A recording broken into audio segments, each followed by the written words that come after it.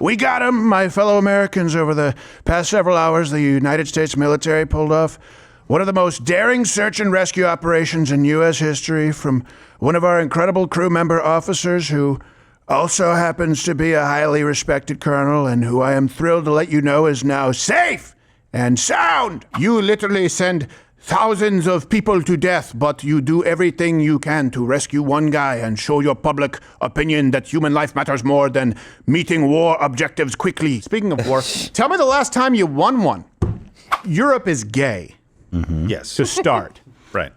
Europe sucks. We're better than Europe. That's why we left. They're worse now than when we left them, if you can believe it.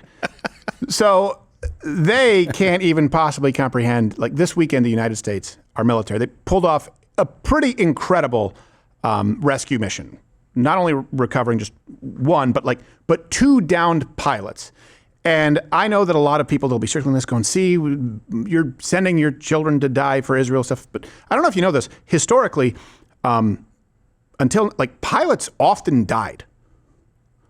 Did you know that? That was often a thing. Like if you go watch old war films and dogfights, very rarely did pilots, like almost all of them, live as we see today, because we go to unbelievable lengths, and nothing is foolproof, to try and ensure the safety of our pilots.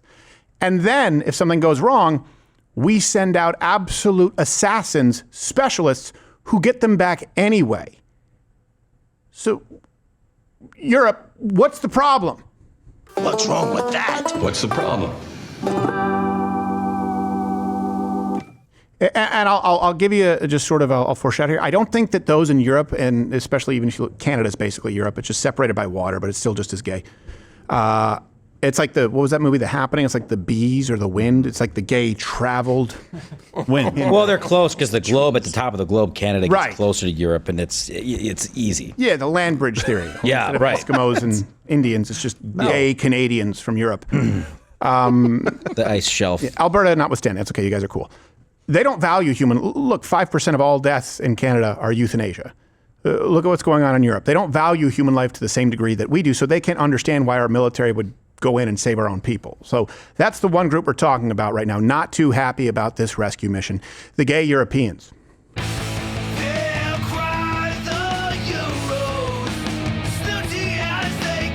Europe's message is clear. This is not their war.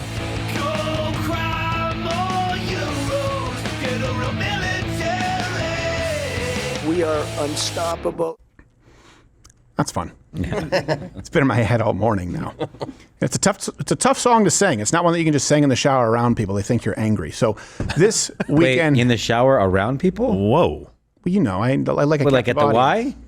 Nice. I like to verify. I like to verify how clean I am. See? Yeah.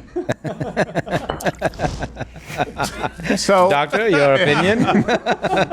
Noodles has to ask for get the assistance. sigmoidoscope. This weekend, 2 airmen were rescued inside Iran, for those who missed it. This was an incredibly complex and dangerous operation for the rescue team and for that missing Air Force aviator who had evaded capture behind enemy lines for days. But in the end, the news we had all been hoping for, that the second crew member is now out of Iran, seriously wounded, according to the president, but he is safe.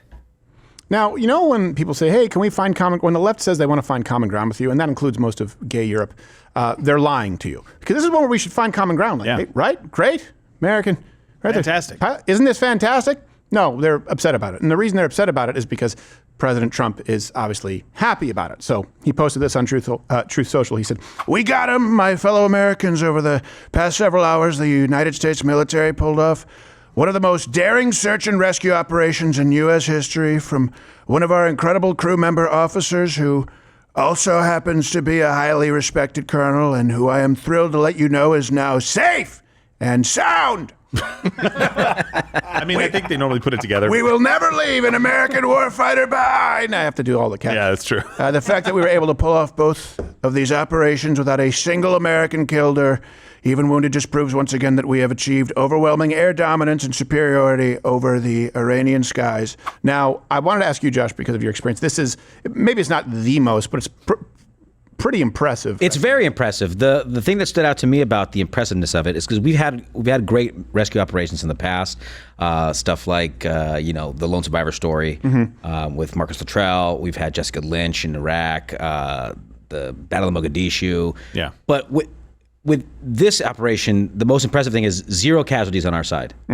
0, and some on theirs. We don't know the full number yet.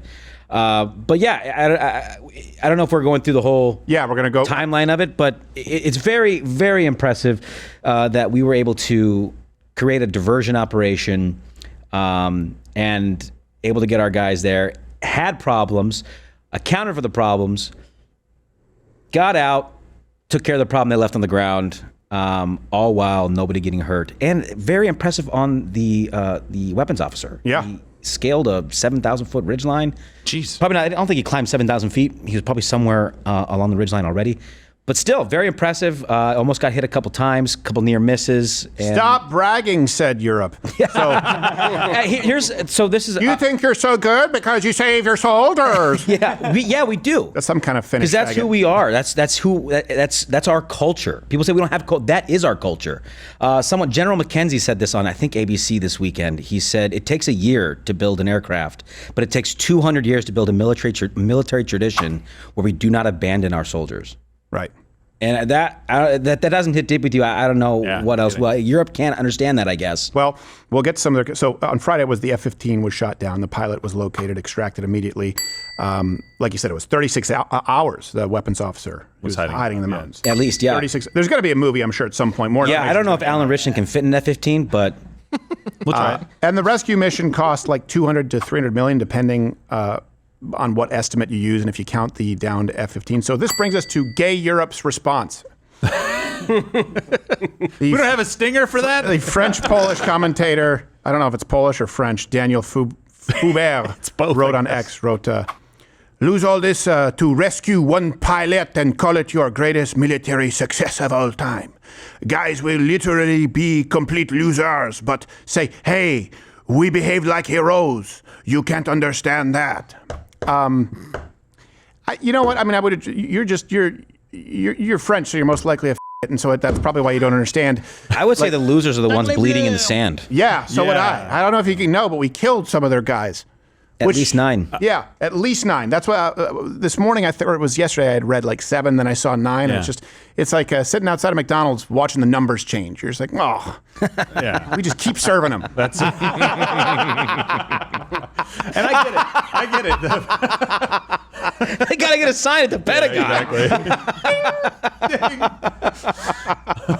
I get it. They don't have a lot of planes in France. That's fine. I understand that this would be a big loss to you. It's not to us. Like these are just planes. Right. Yeah. I mean, and then he got, of course, rightfully dumped on, and he responded with, "You literally send thousands of people to death, but you do everything you can to rescue one guy and show your public opinion that human life matters more than meeting war objectives quickly. What? Easy, hypocritical war marketing the Americans will always buy." Okay, speaking of war, tell me the last time you won one. You know what? It doesn't matter, because you don't have to win them. You're welcome.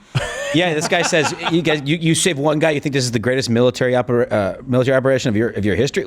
No. Our greatest military operation in our history was landing on your beaches and liberating your country. That's true. Yeah. Which one? Poland, France? Either one, dude. Those were tourist beaches.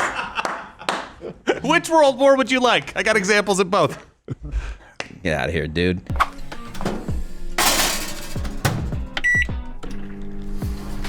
Foundation Daily. All the daily vitamins and minerals you need, check. Clinical ingredients, check. At their clinically effective doses, check. And lab tested, so you know that what's on the label is exactly what you're getting. Foundation, fill in the gaps. Fill in the gaps that you might be missing. Go to foundationdaily.com today. Subscribe and save 40% for life. Help! Help! And here's the thing. This matters because the left always, and they'll point to a different country depending on they always want to compare us to other countries, and they always start off with the premise that we are inferior. We're inferior to France, for example, because they have more leisure. They call it work-life balance.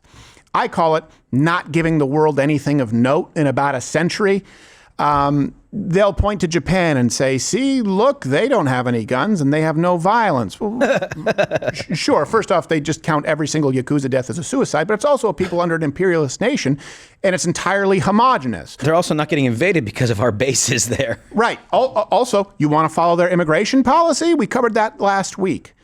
I believe that the United States is still the greatest country in the world. I think that we have a lot to fix or improve.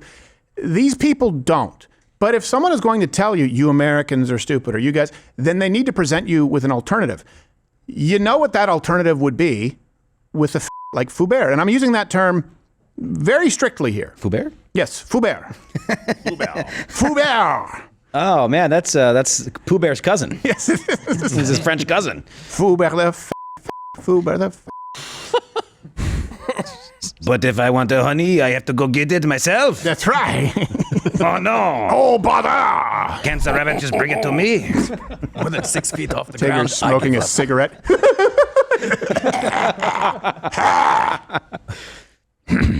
These guys can't comprehend it. It's not even in their mind to think about the one man. It's not even... F that guy. We have a plane, or we have to protect. And they go, it's more important than a successful mission. What mission was lost because of that? Right. Because of this rescue mission. Nothing. That pilot, he's going to be treated. And guess what? He's going to be, or that weapons officer, he's going to be back in another fighter jet. Yep. He's going to be killing more of those. Gonna be Islamo right back at it. fascists. That's a lot of fun. By the way, also, Foubert did reach out to the pilot's father specifically for comment. Here's how it went. There he is now. Let's go ask him some questions. Excusez-moi, monsieur. Do you think all this was worth saving your son's life? Don't you dare attempt to go in my business. Couldn't comprehend that either. But That is behaving like a hero. yeah, I can't believe it. I was wearing glasses.